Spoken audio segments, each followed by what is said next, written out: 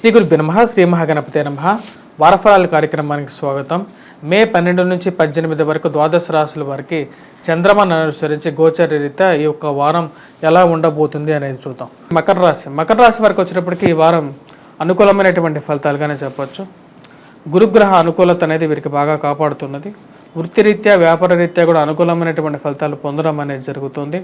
ధన సంబంధితమైన విషయాల్లో అనుకూలమైనటువంటి ఫలితాలు పొందగలుగుతారు.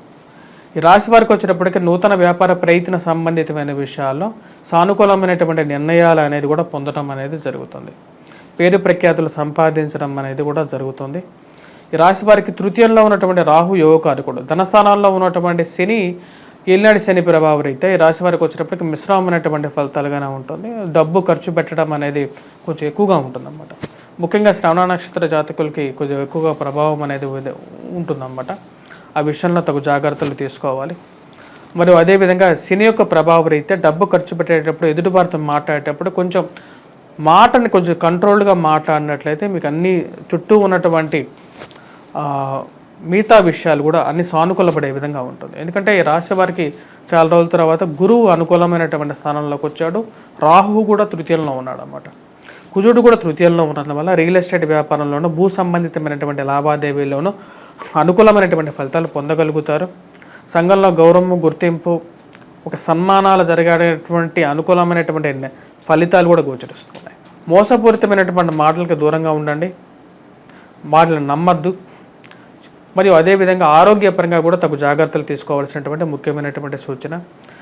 15వ తారీఖు తర్వాత నుంచి వచ్చేటప్పటికి రవి పంచమంలో ఎప్పుడైతే మారుతాడో అప్పటి నుంచి వచ్చేటప్పటికి కొద్దిగా సంతాన సంబంధితమైన విషయాల్లో చింత అనేది ఎక్కువగా ఉంటుంది. చతుర్థంలో సంచారం చేస్తున్నటువంటి రవి వచ్చేటప్పటికి రాశి వారికి ముఖ్యంగా కొన్ని విషయాల్లో ఎలా సెటిల్ అవుతారు అనే ఒక ఆలోచన, లైఫ్లో ఎలా సెటిల్ అవుతానో ఎలా రిటైర్ అవుతాను అనే ఒక ఆలోచనని ఎక్కువగా కలిగిస్తూ ఉంటాడు అన్నమాట. సెటిల్మెంట్ గురించి ఎక్కువగా ఆలోచన కలిగిస్తూ ఉంటాడు. ఈ యొక్క ఆలోచన నుంచి మీరు తొందరగా బయటికి రాగలుగుతారు. దానికి మీరు తీసుకోవాల్సినటువంటి నిర్ణయాలు కూడా ఏమున్నాయో అవన్నీ తీసుకోవడానికి సానుకూలమైనటువంటి ఫలితాలు అనేది పొందగలుగుతారు.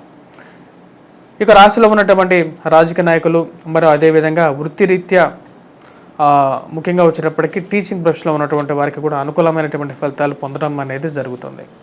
మానసిక చింత నుంచి బయటికి రావడం జరుగుతుంది. వృత్తిపరంగా నూతన ఉద్యోగ ప్రయత్నాల్లో అనుకూలమైనటువంటి ఫలితాలు పొందగలుగుతారు. విద్యార్థులు వచ్చేటప్పటికి కొద్దిగా కష్టపడి చదివినట్లయితే విజయాన్ని సాధించగలుగుతారు. ఈ రాశి వారికి అనుకూలమైనటువంటి గ్రహస్థితిగానే గోచరిస్తున్నది. ఎందుకంటే గురువు పంచమాల్లో, తృతీయంలో వచ్చేటప్పటికి కుజుడు, రాహువు కలిసి ఉండటం అనేది అత్యంత యోగకారకం. తండ్రి తరపు బంధువులతో, తండ్రి తరపు ఆస్తి గురించి మీరు చేస్తున్నటువంటి పనుల్లో విషయాల్లో తండ్రితో ప్రపత్యాలు అనేది ఏర్పడతాయి. ఆ విషయాల్లో తగు జాగ్రత్తలు తీసుకోండి. వచ్చినట్టు ముఖ్యమైనటువంటి సూచన. చేసుకోవాల్సినటువంటి పరిహారాల్లో వినాయకుడిని పూజించాలి.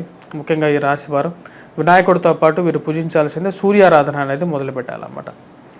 ముఖ్యంగా సూర్యారాధన చేయటంలో ఈ రాశి వారికి వచ్చేటప్పటికి పేరు ప్రఖ్యాతులు రావటం అనేది జరుగుతుంది.